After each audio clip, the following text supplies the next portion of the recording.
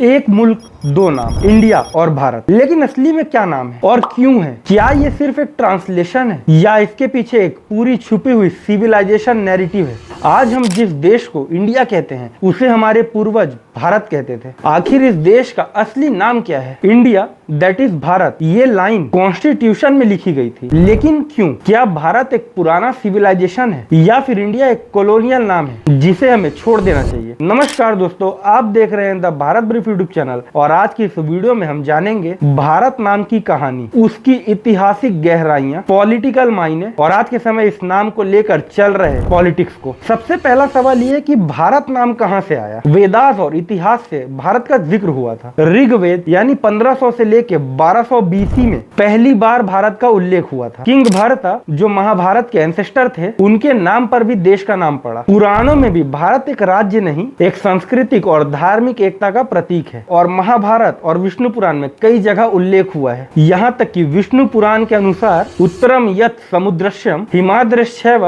दक्षिणम वर्षम तल भरतम नम भारती यात्रा सनतित। इसका मतलब होता है वो देश जो ओशियन के नॉर्थ में और हिमालयास के साउथ में हो उसे भारत कहते हैं एंड यहाँ के लोगों को भारती कहते हैं। ये कोई भूगोल नहीं था, ये एक सभ्यता थी। ये तो था भारत नाम का इतिहास। लेकिन इंडिया नाम कहां से आया? इंडिया नाम की शुरुआत हुई थी संस्कृत वर्ड सिंधु से, जो कि इंडस रिवर के लिए यूज होता था। ईरानियंस ने एस को हटाकर एच बना दिया और सिंधु को हिंदू बोला। अलेक्जेंडर के टाइम पर हिंदू का हिंदूस बना दिया और फिर रोमन ने उसे बनाया इंडिया। इंडिया एक ज्योग्राफिकल नाम है जो इंडस के आसपास के रीजन को रेफर करता है। लेकिन भारत एक सिविलाइजेशन आइडेंटिटी थी। इसके अलावा ईस्ट इंडिया कंपनी ने भी इंडिया नाम पर काफी ज्यादा पुश किया और इसको एक पॉलिटिकल आइडेंटिटी बना दिया और भारत नाम को धीरे धीरे करके साइडलाइन कर दिया। कॉन्स्टिट्यूशन बनाते वक्त भी डिबेट हुआ डॉक्टर BR अम्बेडकर और कॉन्स्टिट्यूएंट असेंबली के बीच, should we call it India और जस्ट भारत या फिर दोनों। और इसका फाइनल डिसीजन हुआ जो कि हमको आर्टिकल 1 के सेक्शन 1 में देखने को मिलता है, इंडिया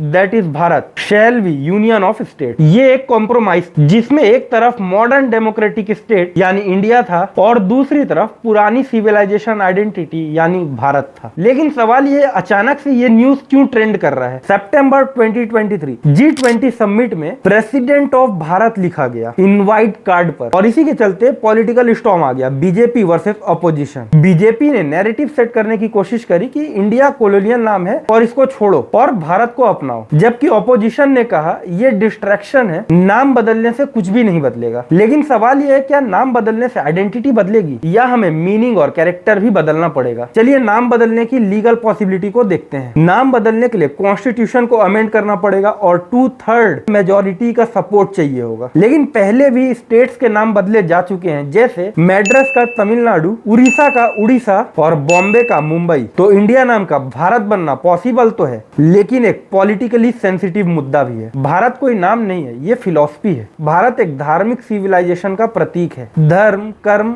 आत्मा मोक्ष। भारत कहते ही हमारे दिमाग में आता है रामायण, महाभारत, नालंदा, तक्षशिला, सूफी संत और भक्ति पोइट्स। जबकि इंडिया नाम सुनते ही हमारे दिमाग में आता है democracy, constitution, global image, tech power house etcetera. लेकिन भारत और इंडिया के अपने अपने मीनिंग है और किसी एक नाम को छोड़ना गलत होगा। इन सब के बीच मूल सवाल ये है, क्या नाम से पहचान बनती है या काम से? इंडिया दुनिया के लिए एक मॉडर्न आइडेंटिटी है, जबकि भारत अपने लिए एक स्पिरिचुअल, हिस्टोरिकल और कल्चरल आइडेंटिटी है। हो सकता है भारत नाम हम सभी को आपस में जोड़ता हो, लेकिन तभी जब हम इसके मूल अर्थ को समझेंगे। आप क्या सोचते हैं, क्या हमारा देश ऑफिशियली भारत बन जाए या फिर इंडिया ही ठीक है? कमेंट सेक्शन में जरूर बताइएगा। और अगर आपको आज की वीडियो अच्छी लगी होगी तो वीडियो को लाइक जरूर करिएगा। चैनल को अभी तक सब्सक्राइब नहीं किया होगा तो सब्सक्राइब जरूर से कर दीजिएगा। मिलेंगे अगली वीडियो में, तब तक के लिए जय हिंद जय भारत।